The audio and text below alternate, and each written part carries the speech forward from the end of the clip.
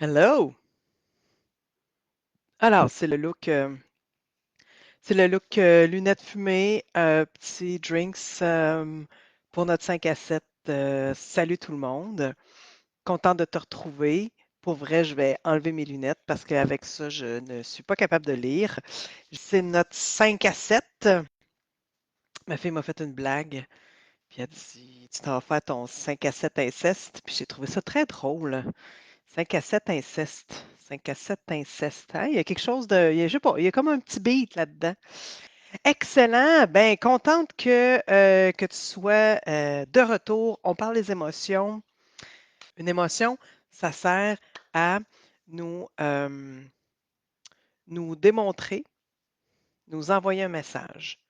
Un message à propos des besoins. Est-ce que je réponds à mes besoins? Est-ce que ce qui se passe dans ma vie en ce moment répond à mes besoins? Est-ce qui se passe dans la situation dans laquelle je suis? Est-ce que ça répond à mes besoins? Donc, si, par exemple, tu te sens calme, mais probablement que tes besoins sont répondus, que ça va. Si tu te sens en colère, non, il y a quelque chose qui ne va pas. Il y a un ou des besoins qui ne sont pas respectés, qui ne sont pas respectés, qui ne sont pas répondus. Si tu as de la honte, si tu as de l'impuissance, si tu as de la frustration, de la contrariété, de la tristesse, de l'impuissance, du dégoût, peu importe l'émotion qui est là, si, euh, si tu as une émotion, ça veut dire que ça vient te dire, en fait, est-ce que mon besoin est comblé ou pas comblé? Il y a des émotions qui sont agréables. Je me sens amoureuse, je me sens libre, je me sens euh, puissante. Puis ici, on ne fera pas la distinction entre émotion, sentiment. Tu sais, le but, là, c'est pas de savoir dans quelle catégorie va ce que je vis. C'est pas ça l'objectif. Le travail sur les émotions n'est pas un travail intellectuel. Donc, on peut perdre bien, bien, bien du temps. Puis j'ai vu des gens perdre beaucoup de temps. Ouais, mais on dit que c'est le sentiment amoureux. Donc, est-ce que se sentir amoureuse, c'est vraiment une émotion? Pour vrai, on s'en crisse. On s'en fout. C'est pas grave. Si tu veux guérir, tu n'as pas de temps à perdre à savoir est-ce que c'est une émotion ou un sentiment. C'est pas grave dans le processus de guérison. L'important, c'est tu le ressens, puis tu sais quoi faire avec. Mais le mettre dans le bon tableau, émotion, sentiment, pour vrai, c'est pas grave, là, on n'a pas besoin de ça. Donc, je reviens. Euh, les, euh, les émotions sont là pour indiquer est-ce que ça répond à un besoin ou pas. Les émotions qu'on va appeler positives, qui sont plutôt agréables à vivre, parce qu'il n'y a pas d'émotions positives puis d'émotions négatives. À partir du moment où je dis que c'est positif ou je dis que c'est négatif, c'est que je mets un jugement sur cette émotion-là. Ah ben la tristesse, c'est négatif. Ben non, ça peut être super positif de libérer la tristesse. La colère, c'est négatif. Ben non, la colère, c'est un moteur de vie extraordinaire. Est-ce que c'est agréable ou désagréable? Là, on va voir une différence. Fait que moi, je t'invite même à faire attention des émotions positives puis des émotions négatives. En partant, il y a quelque chose qui est coloré. Tu colores avec ta tête, avec ton intellectuel, tu colores une sensation que tu as.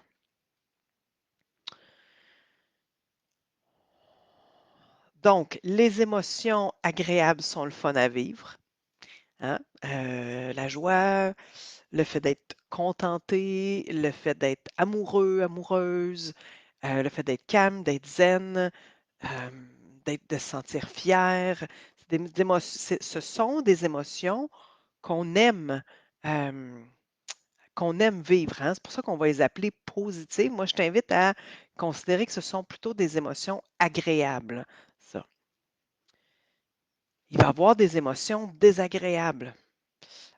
la honte, la culpabilité, le dégoût, la colère, l'impuissance, la tristesse. Vous pouvez m'en mettre d'autres en commentaire. Euh, Qu'est-ce qu'il va avoir? La culpabilité, je l'étudie. Le sentiment d'être inférieur. Tu vois, on n'a pas de temps à perdre sur un sentiment ou une émotion, c'est pas grave. Le fait que je me sente moins importante que quelqu'un d'autre, que je me place dans cette position-là.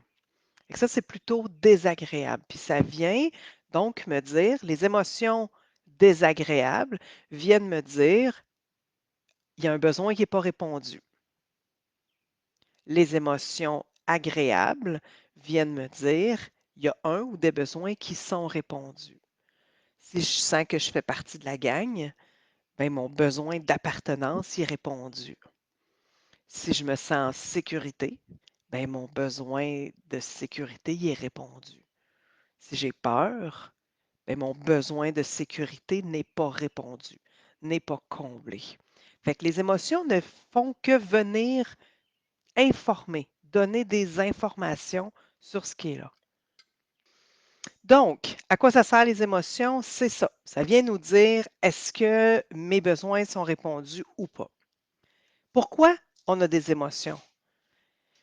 Bien, on a des émotions pour nous dire est-ce que mes besoins sont répondus ou pas, pour éviter d'être dans le pilote automatique, pour faire comme oh, attends, il y a quelque chose qui se passe, là, je pense que j'aime pas ça, pour pouvoir pour prendre des décisions, pour prendre action, pour ou bien continuer d'appliquer les ingrédients que je mélange dans ma vie pour continuer d'aller bien, pour continuer d'être calme, pour continuer d'être fier, ou bien pour regarder, ah, c'est quoi les ingrédients qui font qu'en ce moment, je ne suis pas bien, je suis en colère. C'est quoi les ingrédients dans ma vie qui font qu'en ce moment, je suis en colère? Donc, les émotions viennent nous donner comme un aiguille. OK, là, ça va, tu es à la bonne place, là. Tu es à la bonne place. Le plaisir, hein, suivre le plaisir sain, aligné, pas wouhou, j'ai le goût d'avoir du fun parce que j'ai le goût d'avoir du fun. Non, non, non, non, pas ce plaisir-là. Mais le plaisir avec un P majuscule, suivre le plaisir, ça va nous amener dans la joie, ça va nous éloigner de euh, la torture mentale, puis la noirceur, puis l'angoisse, etc. Les émotions nous servent de guide à qu'est-ce que j'ai besoin de faire dans ma vie, quelle décision je dois prendre, quelle personne je dois voir, quelle personne je devrais arrêter de voir pour continuer pour continuer de me sentir bien, hein? Arrêter la souffrance intérieure. Mon Dieu, arrêter la souffrance intérieure. Quand tu es contrarié par quelqu'un,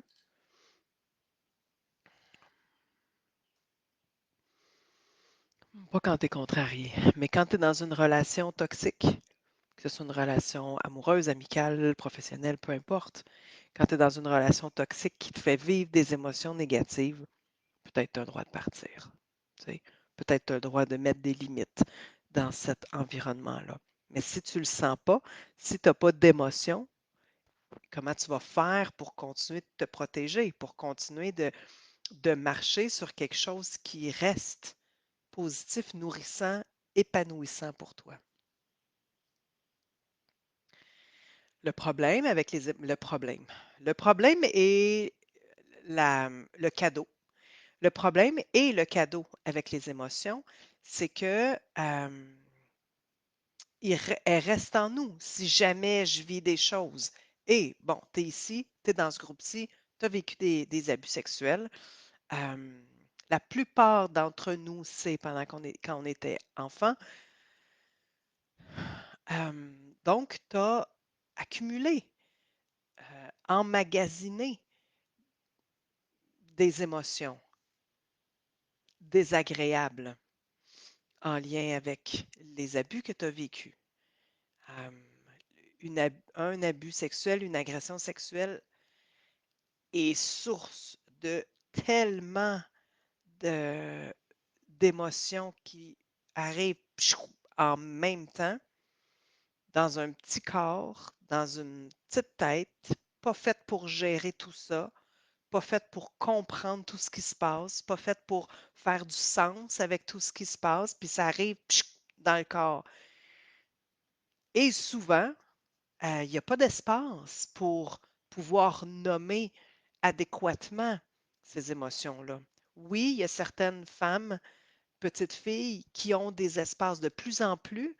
euh, j'en ai entendu là, des amis à moi qui ont des enfants qui ont appris que leur fille a été agressée par telle personne. Elles ont mis en place ce qu'elles avaient à faire. Elles ont fait ce qu'elles avaient à faire pour leur fille. Mais si tu es dans ce groupe-ci, c'est que toi, tu n'as pas eu ça quand tu étais petite, comme moi, je n'ai pas eu ça non plus quand j'étais petite ou quand tu étais ado. Ce qui fait qu'on tu te retrouves là où j'étais il y a pas longtemps, il y a une vingtaine d'années, tu te retrouves avec tout plein d'émotions que tu ne sais pas quoi faire avec, que peut-être tu ressens même pas, puis que tu dis, ah, je devrais donc ressentir ça, ou je devrais donc ressentir ça. Et ces émotions-là peuvent être là depuis tellement longtemps que tu penses qu'elles font partie de toi. Je répète, c'est important. Ces émotions-là, peut-être la culpabilité, peut-être la honte, peut-être le fait que tu te sens responsable, c'est proche de la culpabilité. Ces émotions-là, elles sont là depuis tellement longtemps que tu penses qu'elles font partie de toi. Comme la tristesse, peut-être qui est en toile de fond, qui est tout le temps là, ou l'espèce de mépris pour, pour toi, pour ton corps. Si tu as l'impression que toutes tes cellules sont encrassées, hein? Si tu as l'impression que tu as été sali par en dedans,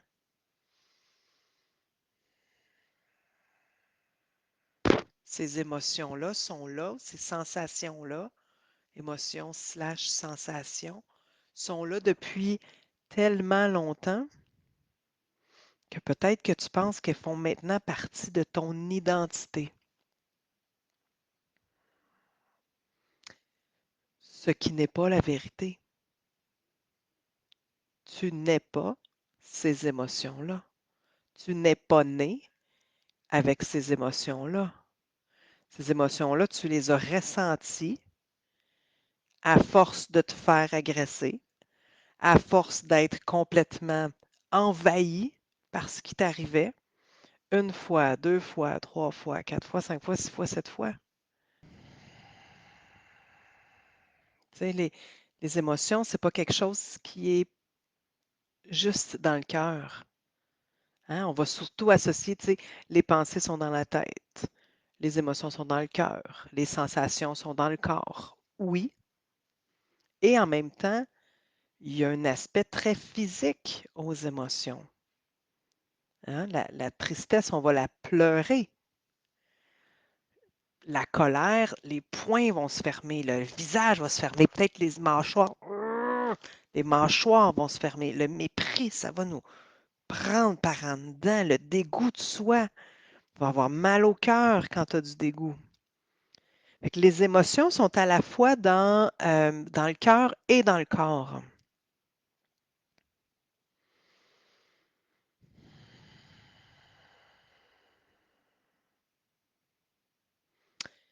Tu n'as pas pu te libérer des émotions quand tu étais tout petite. Tu n'as pas pu les vivre.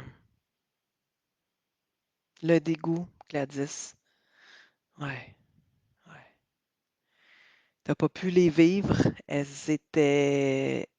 sont là. Elles sont là depuis peut-être bien longtemps.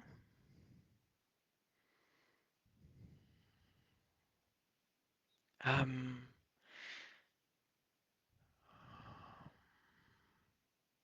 mais tu n'es pas né avec ces émotions-là ou avec ces sensations-là. Elles ne font pas partie de toi. Et il y a à quoi ça sert de se libérer? Hein? À quoi ça sert de. À ce quoi? Blablabla. Recommence. Brrr. À quoi ça sert à quoi ça sert de se libérer de nos émotions? Ça sert à aller mieux. Ça sert à. Tu sais, le plat de spaghettis dont on a parlé hier, là, pour ceux qui étaient là hier, là. On parlait du plat de spaghettis, puis tout est mélangé ensemble. Ce plat de spaghettis-là, là, la vie ne peut pas circuler. Mais quand tu défais toutes tes nouilles de spaghettis, ah, Alice, ça sert à être libre puis à respirer pour vivre. Absolument. Tu as raison, Alice. Absolument. Ça fait que les nouilles de spaghettis, quand tu arrives à les éclaircir, là, les éclairer, là, les tasser, là, la vie reprend. On peut respirer de nouveau. L'espoir revient aussi parce qu'on est moins dans le noir. L'espoir revient plus fort, prend de la force. Plus je libère mes émotions, plus j'intègre mes émotions, plus je peux respirer librement.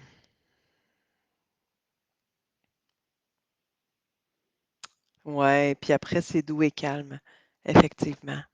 Ouais, pouvoir avoir accès à ça, effectivement. Qu'est-ce qui se passe quand on entend, tu sais, quand on est déclenché? C'est quoi ça, être déclenché? Ça veut dire quoi, hein? Être triggered. Au Québec, on en parle de plus en plus, là. Être triggered. C'est quoi ça? Être triggered, c'est quand, ou être déclenché, c'est quand tu vis dans ta vie d'adulte une situation, puis là, il y a quelque chose qui va arriver, puis cette affaire-là va venir déclencher, va venir réouvrir une plaie que tu as déjà en toi, qui était déjà là. Par exemple, disons que tu as, avant, j'avais peur que ça parte avec l'accalmie, mais avec le temps, j'ai appris à apprivoiser la tranquillité. Oui, il faut apprendre à réapprivoiser. Quand on est habitué, quand on est habitué à la misère, quand on est habitué à la lutte, quand on est habitué à être en survie, quand on est habitué à bûcher dur, tu sais, pour rester en vie, puis que là, le calme arrive, effectivement, ça prend un certain temps pour apprivoiser. Tout à fait. Ouais. Être déclenché, qu'est-ce que ça veut dire? Ça veut dire j'ai une situation qui vient toucher, qui vient toucher une blessure qui n'a pas été nettoyée. Par exemple, tu regardes les nouvelles ou tu regardes la télé ou un film, peu importe, et là, il y a un agresseur qui vient d'être condamné, puis tu y vois la face. Puis là, ça te pogne par en dedans du maudit écœurant, puis ça a-tu du bon sens de faire ça à des enfants, puis mon hostie de chien sale, puis une chance que je t'ai pas devant moi, Chris, parce que je te tordrais le cou. Oh, cette réaction-là d'un monsieur que tu connais pas, cette réaction-là, je dis pas qu'elle n'est pas normale, hein. Je dis que clairement, elle vient déclencher quelque chose en dedans. Et c'est probablement des choses que tu aurais voulu dire à ton agresseur, que tu voudrais dire à ton agresseur.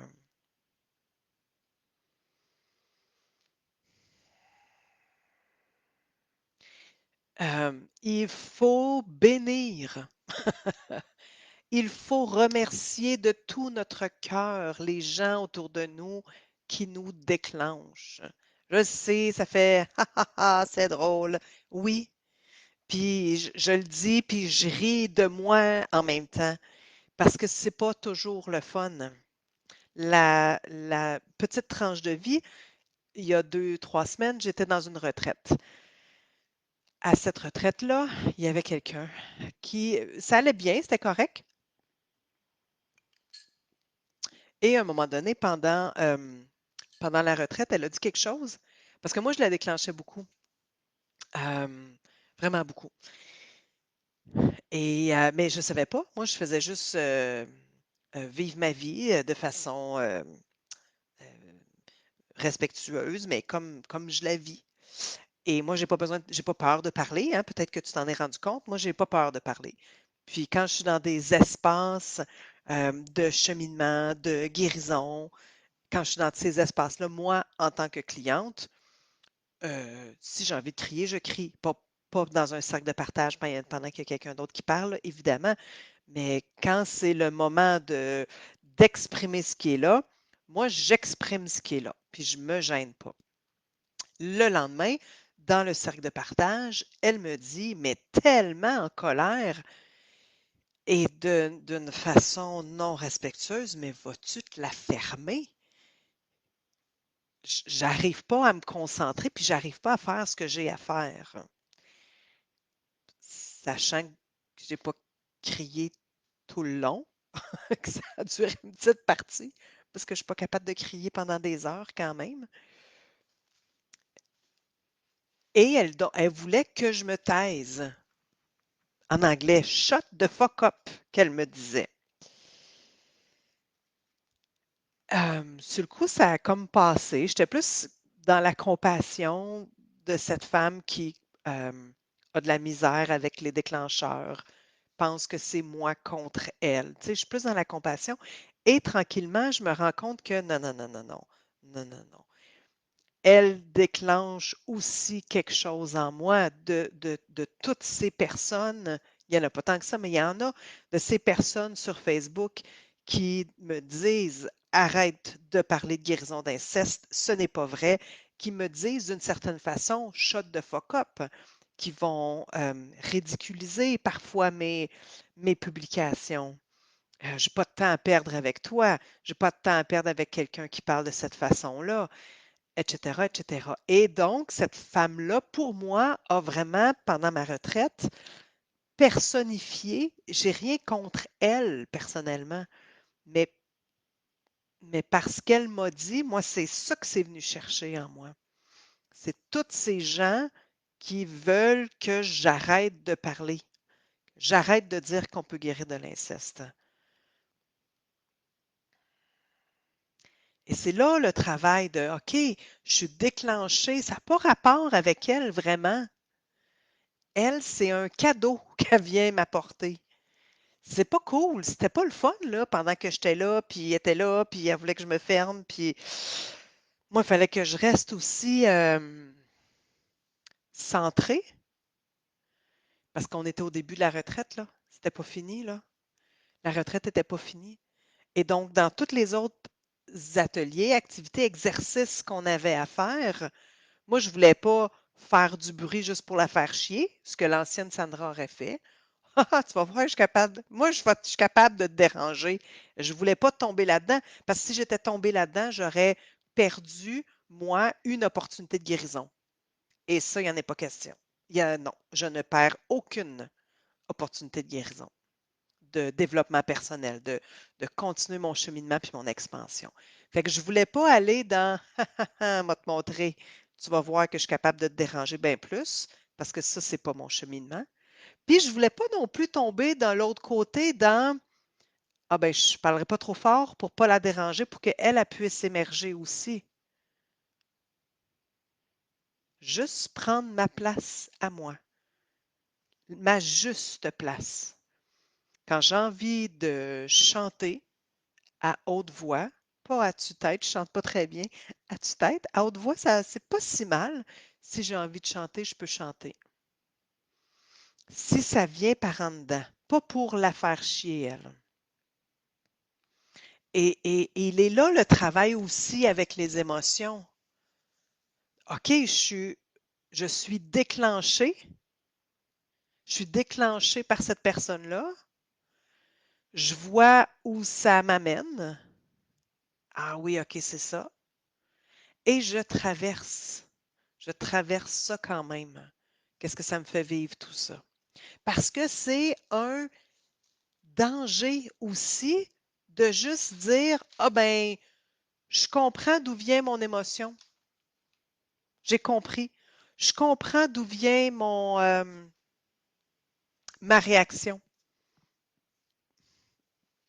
Je comprends. J'ai fait une réaction disproportionnée. J'en ai reparlé avec ma psy après. J'ai compris pourquoi c'était arrivé. Et c'est comme ça. C'est parce que ça m'est arrivé. C'est parce que moi, j'ai déjà été agressée. Donc, euh, c'est normal que j'agisse comme ça.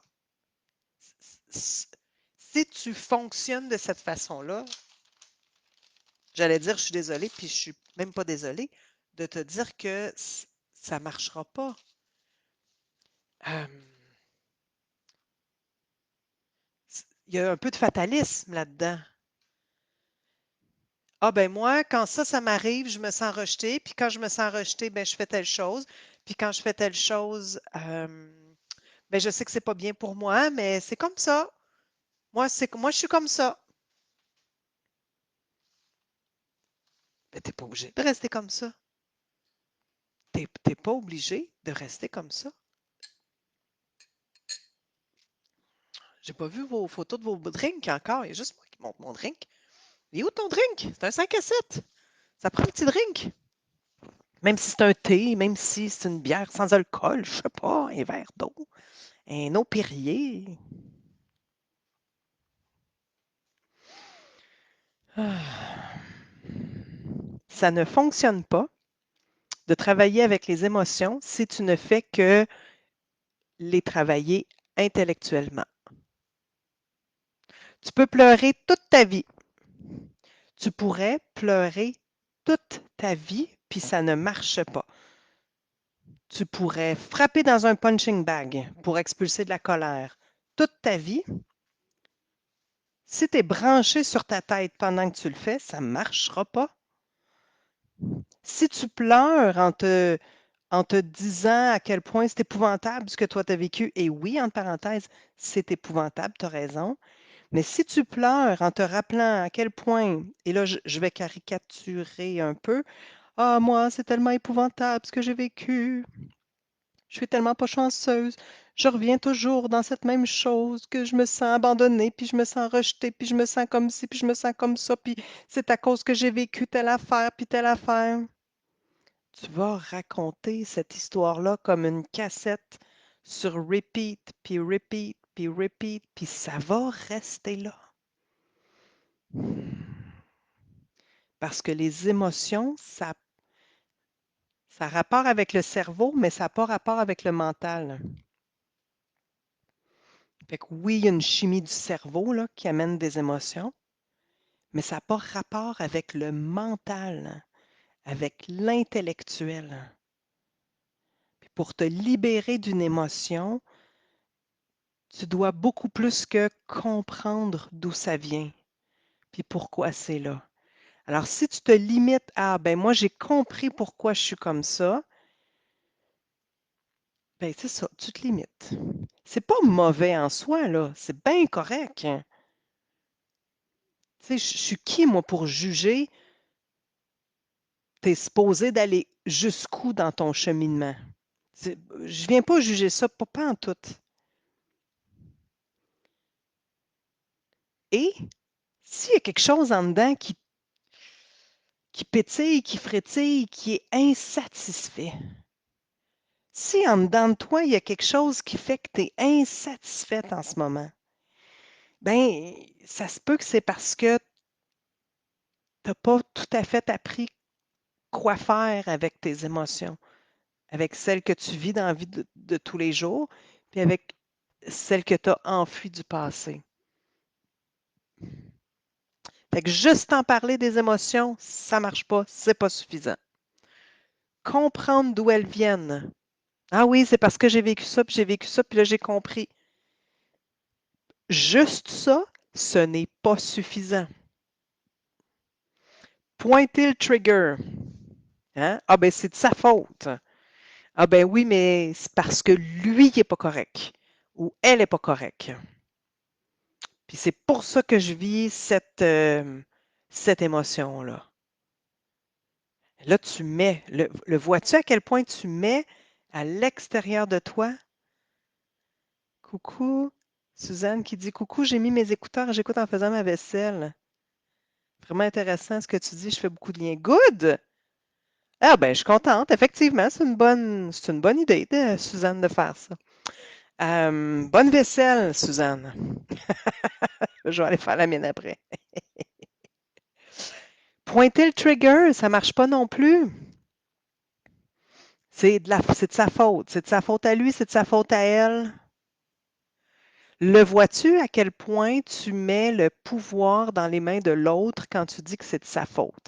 Parce qu'à partir du moment où on dit c'est de la faute de l'autre, c'est donc l'autre qui a les clés. Il y a les clés de ta libération, il y a les clés de ta prison. Si tu es comme moi, tu n'aimes pas trop ça, que ce soit quelqu'un d'autre qui a les clés de ta vie. Hein? Non, ceci n'est pas une option pour moi. Je veux pas que quelqu'un d'autre ait les clés de ma vie à moi. On reprend mon exemple de cette femme avec qui j'étais dans une retraite la semaine passée. Si pour elle, dans sa tête à elle, son salut à elle, c'est que quand moi je vais arrêter de parler, elle va être bien, ben, elle va attendre longtemps. C'est donc moi qui ai le pouvoir sur est-ce qu'elle va se sentir bien ou pas. Puis moi, je veux dire, je m'en fous pas d'elle. C'est pas que je m'en fous,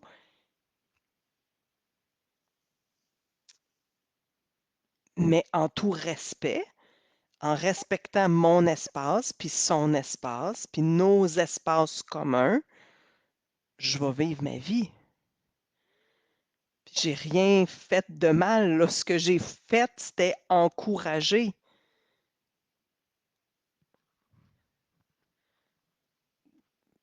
dans un, dans un exercice d'expulsion de colère. On a le droit de crier.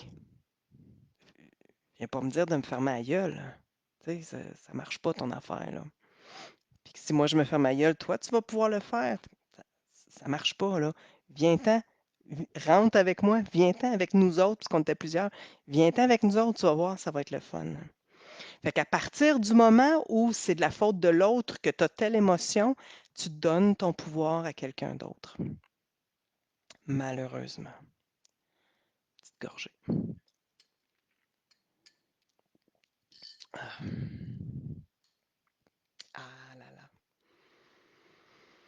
Éviter l'émotion qui est là. Puis il y a plusieurs façons d'éviter, hein. Aïe, aïe, aïe, aïe, aïe. Tu peux me mettre en commentaire, là, toutes les façons que tu connais d'éviter une émotion. L'alcool, la drogue, le travail, le sexe, le plaisir à outrance, le contrôle, ou bien bloquer la respiration pour être sûr de ne pas sentir. Euh, Partir dans 56 000 projets. Hein? Prendre des cours de ci le lundi, des cours de ça le mardi, des cours de ça le mercredi. Comme ça, tous tes temps libres sont utilisés. Fait que tu n'as pas de moment où tu peux juste être en silence à écouter le murmure de ton cœur, puis le murmure de ton âme. Parce que elle est là, la vérité. Elle est là, ta guérison. Elle est quand tu t'arrêtes pour écouter qu'est-ce que ça murmure en dedans. Puis un murmure, c'est pas fort. Hein? Fait qu'il faut que tu t'arrêtes pour l'entendre. Fait que des façons d'éviter, là, il y en a vraiment, vraiment beaucoup. Écouter la télé, Facebook.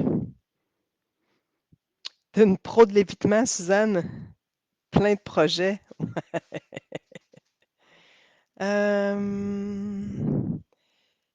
Gladys qui dit t'es sur ton tapis avec une bougie, mais tu n'arrives pas à partager une image. Ah zut. Bon, ben coudonc. On est là. On est là avec toi. Je le vois dans ma tête, là.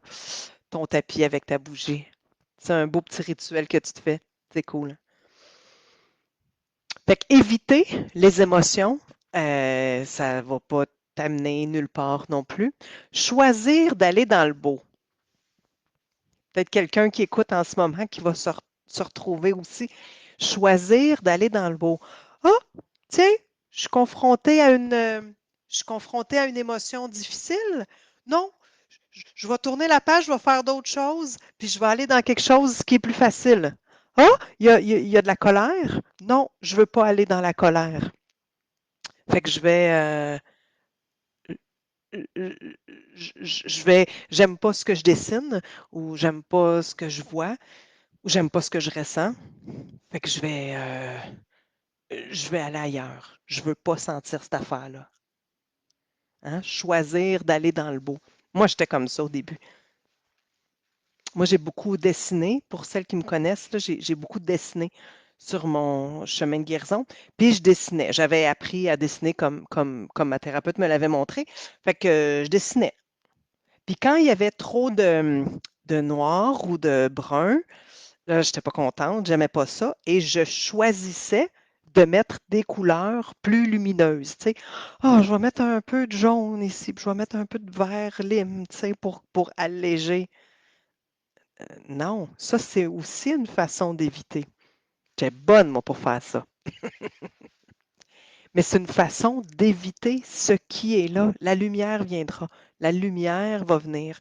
Si tu marches sur ton chemin de guérison, la lumière, la légèreté, la fluidité, ça va arriver. Continue de marcher. Mais ça va arriver.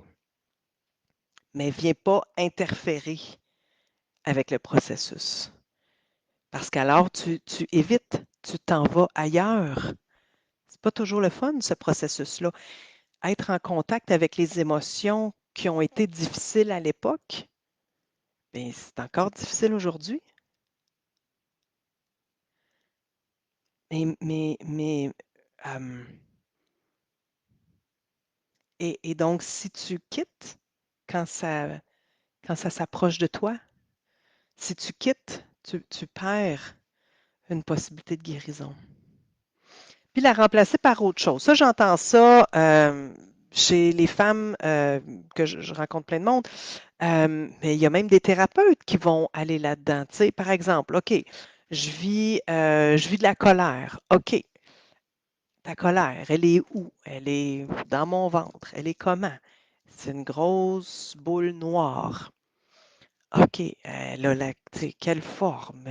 Dense, légère, elle est, bon, etc., etc. Parle de cette sensation-là. OK, maintenant, peux-tu l'enlever pour la remplacer par autre chose? Non, non. Si tu fais ça aussi, ça ne marche pas. Continue de marcher, ta boule va partir, mais ne fais pas interférer ton intellectuel. Enlève ça, mets d'autres choses. Ça ne marche pas, c'est illusoire. Pardon, c'est dans ta tête. Pas dans le sens que les agressions sont dans ta tête, mais ce type de travail-là est un travail intellectuel qui ne libère pas le corps et le cœur vraiment parce que tu fais juste, t'appliques des techniques intellectuelles. Ah oui, je vois la boule noire, je l'enlève, je prends, et là maintenant c'est le calme et la douceur en moi. Ça marche pas, ça marche pas. Un truc comme ça peut fonctionner si tu n'es pas dans le mental. Moi, quand j'ai de la colère, je ne la remplace pas par d'autres choses. Ou quand j'ai de la tristesse, je ne vais pas la remplacer par d'autres choses. Je vais traverser ce qui est là. Et c'est ça qui fait qu'elle disparaît, que l'émotion disparaît. C'est quand tu laisses la place totalement à ce qui est là. Imagine, là, ouais, je l'aime bien avec mon micro. Je suis tellement enflammée. Une petite gorgée avant de continuer.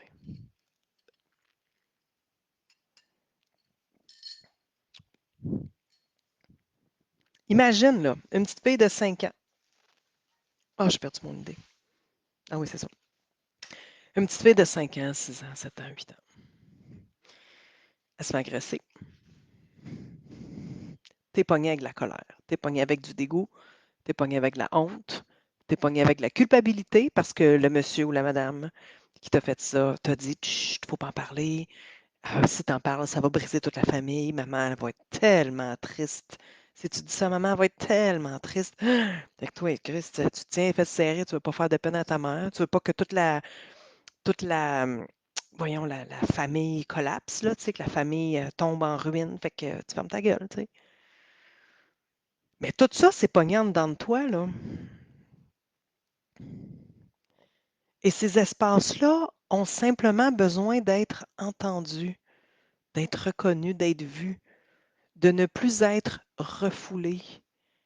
Simplement, ne plus être refoulés. Ah, mon Dieu, regarde toute la peine qu'il y a là.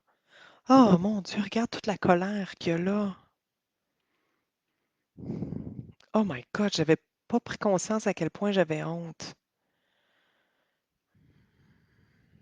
Et quand ces états-là peuvent se dire, peuvent s'exprimer, c'est ça qui fait qu'elles disparaissent, qu'elles s'évaporent, la charge part, la charge s'en va.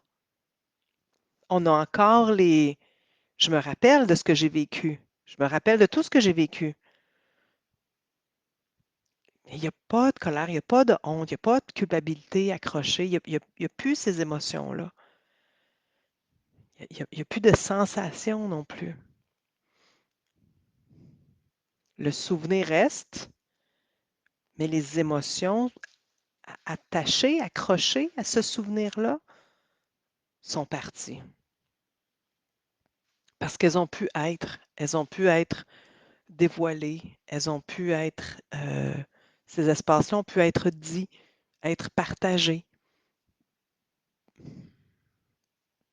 tout simplement.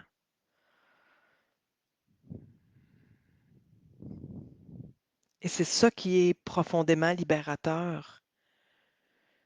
C'est quand ces charges-là, qui sont associées aux agressions, quand ces charges-là sont déchargées, quand ces charges-là sont libérées, et c'est ça qui nous permet d'être encore plus épanouis, de savoir plus qui on est, euh, de marcher dans la vie la tête haute, de faire du bruit quand c'est le temps de faire du bruit, de façon ajustée, pas plus de bruit qu'on a besoin de faire, mais pas moins de bruit qu'on a besoin de faire. Puis c'est là qu'on peut voir le monde sans être tout le temps pris dans nos émotions puis dans nos déclencheurs. C'est quand j'ai travaillé avec des agresseurs que j'ai vu à quel point j'étais capable de compassion et donc que ma colère, ma rage, mon dégoût, mon jugement, ma condamnation pour mes agresseurs, mais pour tous les hommes agresseurs et les femmes agresseurs, que j'ai été capable de faire comme, oh boy, OK, ouais, beau travail. Beau travail, ma belle, beau travail. Qu'est-ce que j'ai d'autre sur ma feuille? Est-ce que vous avez des... Ah oui, quand même. Oui, oui. Quelqu'un avait posé des questions, voulait que je parle en tout cas de culpabilité et de honte. Ce sont deux émotions qui sont comme en combo, hein? C'est rare qu'on a honte puis qu'on a pas, tu sais, qu'on se sent pas coupable ou l'inverse, là. D'habitude, ces deux-là arrivent en combo.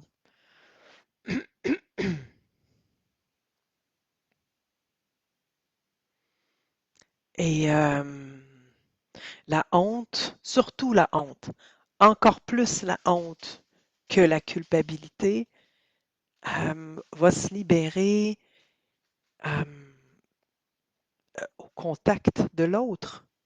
Hein? Tu sais, quand j'ai profondément honte de quelque chose, ou quand tu as profondément honte de quelque chose, imagine là, l'affaire que tu as le plus honte au monde, puis que tu es dans un groupe sécuritaire, ou ben, dans un groupe.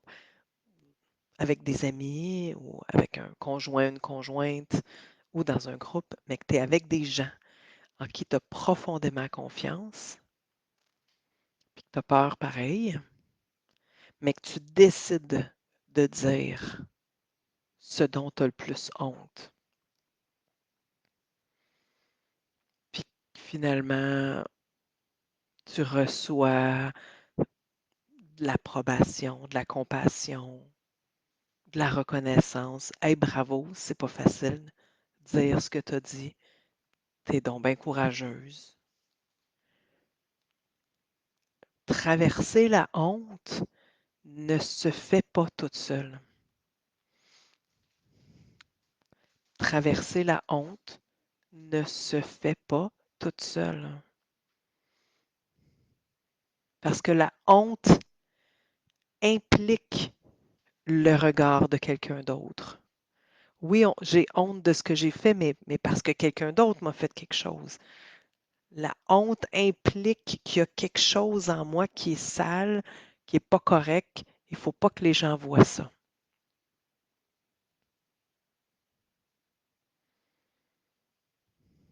Et donc, pour sortir de la honte, pour intégrer la honte, on ne peut pas faire ça toute seule. C'est pas possible.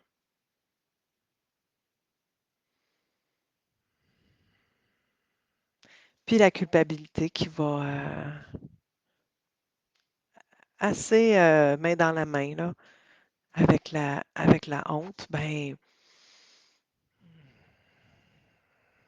la culpabilité, ça aussi, ça fait du bien quand on se rend compte que tout le monde, tout le monde qui a vécu des agressions se sent coupable.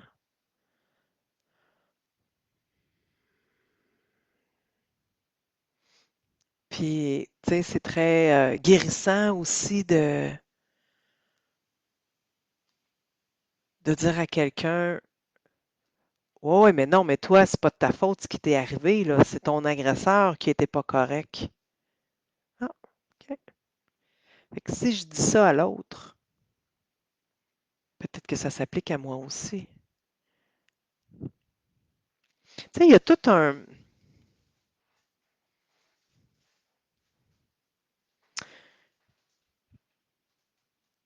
Il y a, il y a un courant de pensée qui n'est pas faux, qui n'est pas complet, mais qui n'est pas faux, qui dit que nos émotions sont engendrées par nos pensées.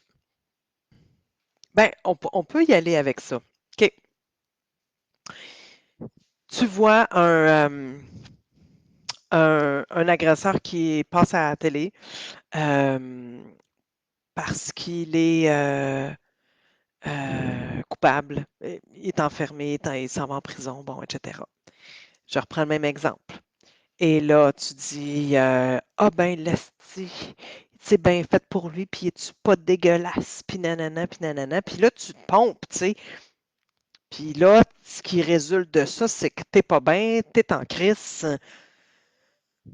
en colère, hein? Être en crise, c'est être en colère. Euh, alors que quelqu'un d'autre pourrait voir, bye Vicky, à prochaine, alors que quelqu'un d'autre peut voir la même nouvelle puis ne pas finir en colère. Pourquoi?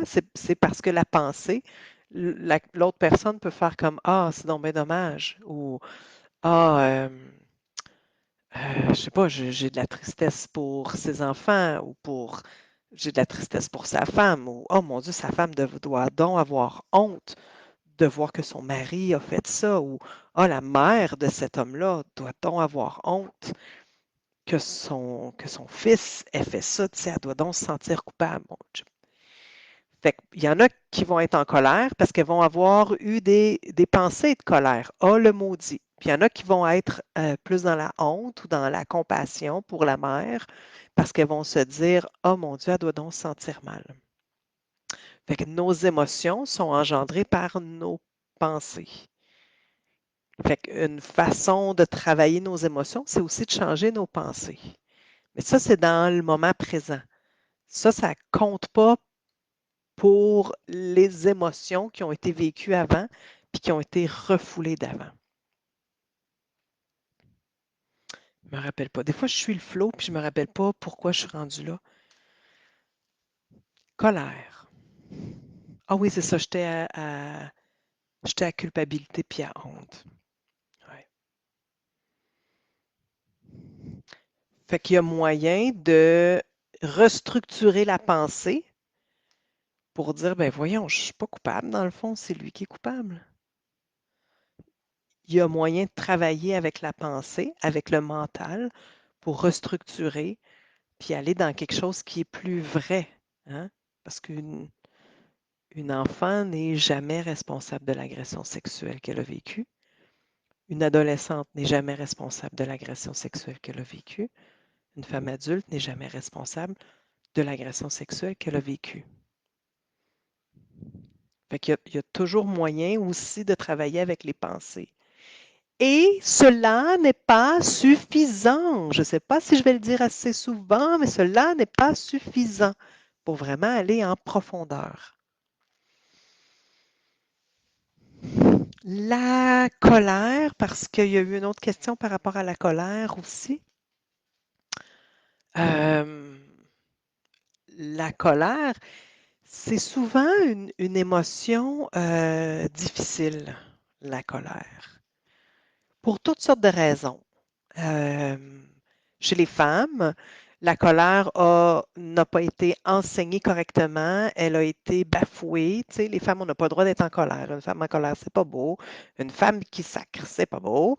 D'un côté, il y a des femmes des enfants, des petites filles qui vont avoir complètement internalisé aussi la colère parce que les petites filles ne sont pas euh, éduquées à pouvoir être en colère. Tu sais, de nos jours, ça va mieux, là, mais de nos âges, tu sais, il y a 40 ans, il y a 50 ans, euh, les enfants, les petites filles, nous n'étions pas, la plupart, la majorité, nous n'étions pas autorisés à être en colère. Puis on n'a pas appris non plus à sainement vivre notre colère. Et la plupart d'entre nous n'étions pas dans des milieux, la grande majorité d'entre nous, n'étions pas dans des milieux où c'était même sécuritaire d'être en colère.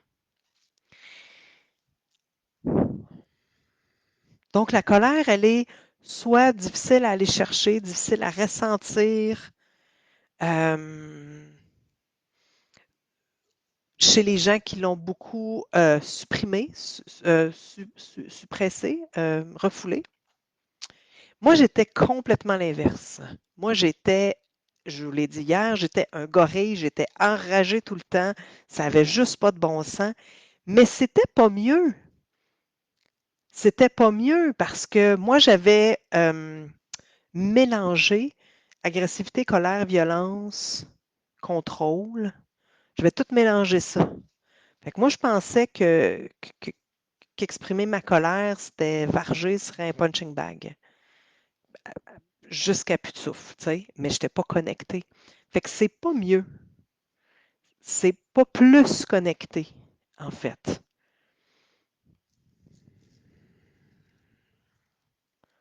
Euh, la colère, je le dis le plus souvent que je peux, c'est un moteur de guérison extraordinaire. C'est un moteur de vie.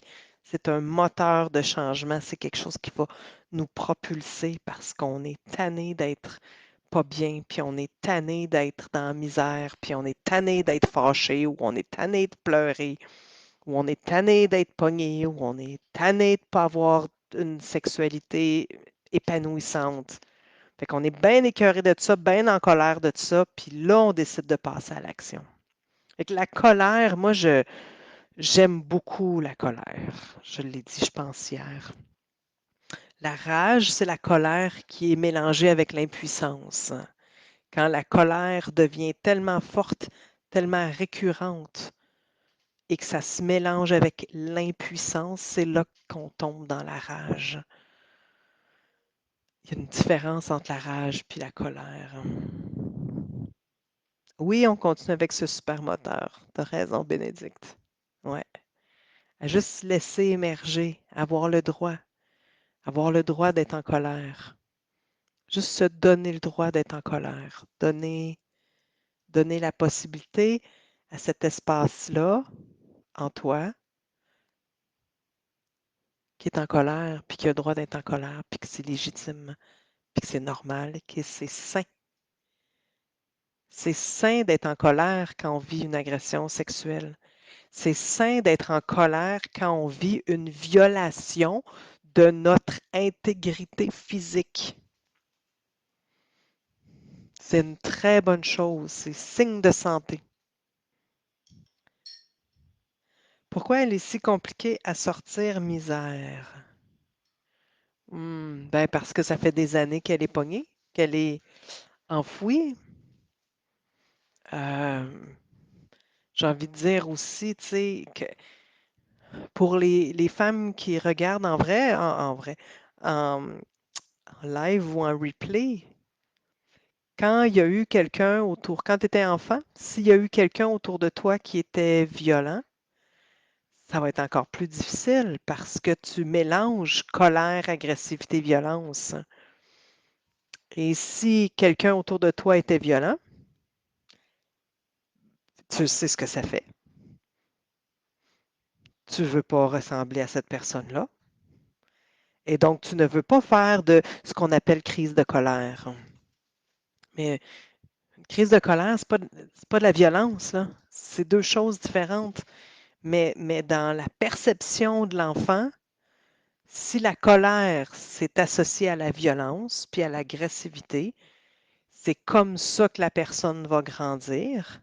Puis ça va être difficile à l'âge adulte de sortir cette colère-là.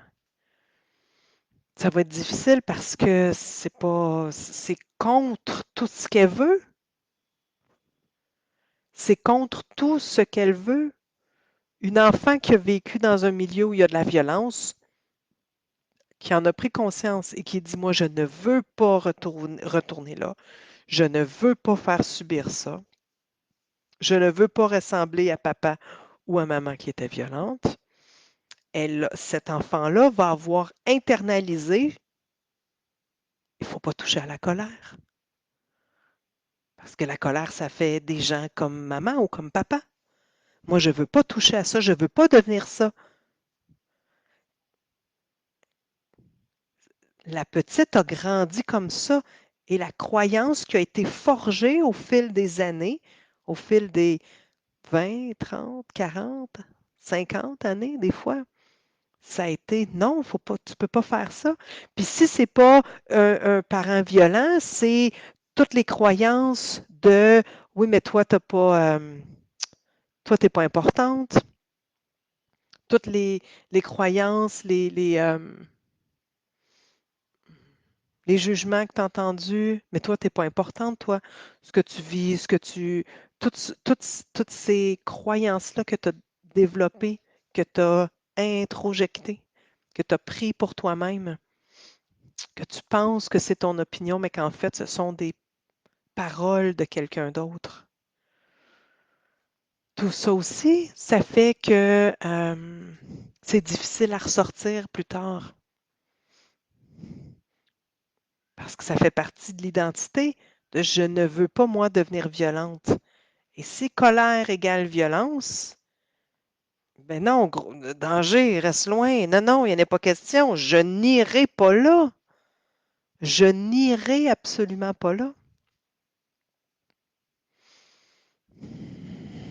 Mais avec le temps, avec la patience, avec un suivi adéquat, avec la foi, avec la confiance, avec un lien avec la petite fille qui se développe, qui devient de plus en plus fort, que la petite fille arrive à te faire de plus en plus confiance, c'est là où tout le monde peut arriver à vivre la colère. Et ça prend aussi un environnement adéquat.